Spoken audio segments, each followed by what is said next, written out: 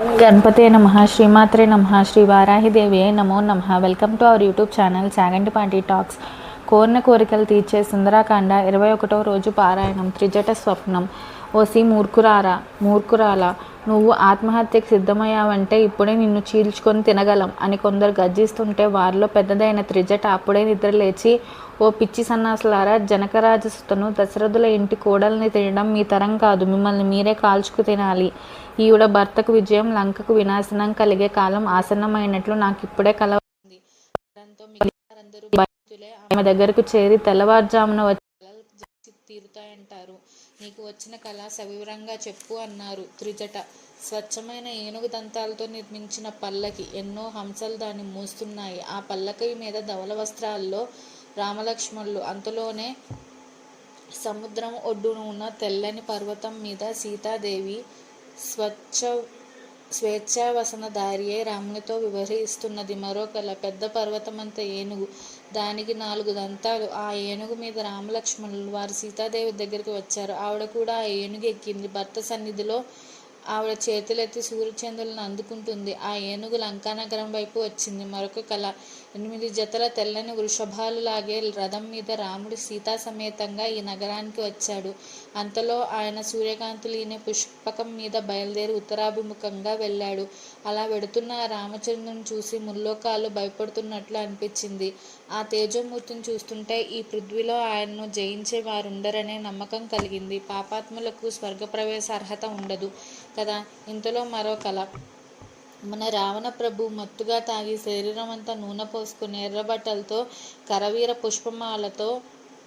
పుష్పకం నుండి కింద పడ్డాడు. ఆయన ఒక స్త్రీ నల్లని వస్త్రాలు ధరించి జుట్టు లేనిది ఈడుస్తున్నది.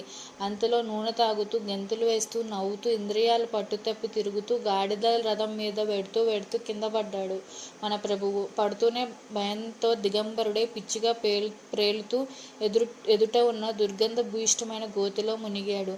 అంతలో ఎర్రని చీరతో బురద శరీరంతో ఉండే నల్లని స్త్రీ మన ప్రభువుకు ఉరితాడు పోసి దక్షిణ దిశగా ఈడ్చుకుపోయింది.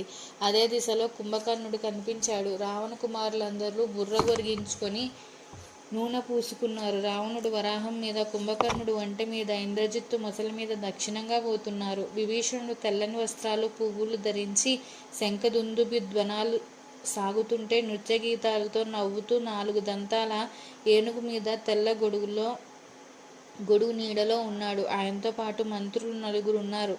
మన రాక్షసులందరూ ఎర్రని వస్త్రాలు, పువ్వులు ధరించి తప్పతాగి తిరుగుతున్నారు. లంకా నగరం చతురంగ బల సమేతం సాగరాభిముఖంగా పోయి మునిగింది. మరో క్షణంలో ఈ నగరాన్ని రామదూత అయిన వానరొకడు అగ్నికి దగ్ధం చేసినట్లు రాక్షస నారీజనం తెగ తాగి విపరీత ధ్వనులతో పరుష భాషలతో ఆడుతున్నట్లు కుంభకర్ణాదులు గోమయంతో నిండిన గుంటలో పడినట్టు నా కల్లో చూశాను. ఇదంతా చూస్తుంటే ఈ లంకకు ముప్పు వచ్చినట్లే. నిస్సందేహంగా రాముడు లంకా నగరాన్ని నాశనం చేసి తీరుతాడు. అందుచేత మనమందరం ఈ సీతాదేవిని శరణు వేడాలి. అంతకంటే మనకు దారి లేదు. ఈ జనకరాజనందన మనల్ని కరుణతో కాపాడుతుంది. నా మాట విని మీరందరూ ఆవిడ పాదాల మీద పడండి. అదిగో చూసారా, ఆవిడ పద్మదళ విశాలనయనం ఎలా వికసిస్తున్నదో. ఆమె ఎడమ భుజం అదురుతున్నట్టు ఉన్నది చూడండి. అది శుభసూచన. రామచంద్రుడు ఎదురుగా ఉన్నట్లు ఆమె శరీరం అంతా పులకిస్తున్నది.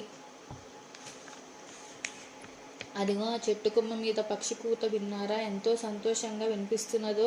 చుట్టాలు వచ్చి పలకరిస్తున్నట్టు లేదు అని త్రిజట అంటుంటే సీతాదేవి సంతోషభరిత వదనంతో, నీ కల నిజమైతే మీ అందరికీ అభయం ఇస్తాను అన్నది. 21వ రోజు పారాయణం సంపూర్ణం. Please subscribe our channel. జై శ్రీరామ్. Thank you.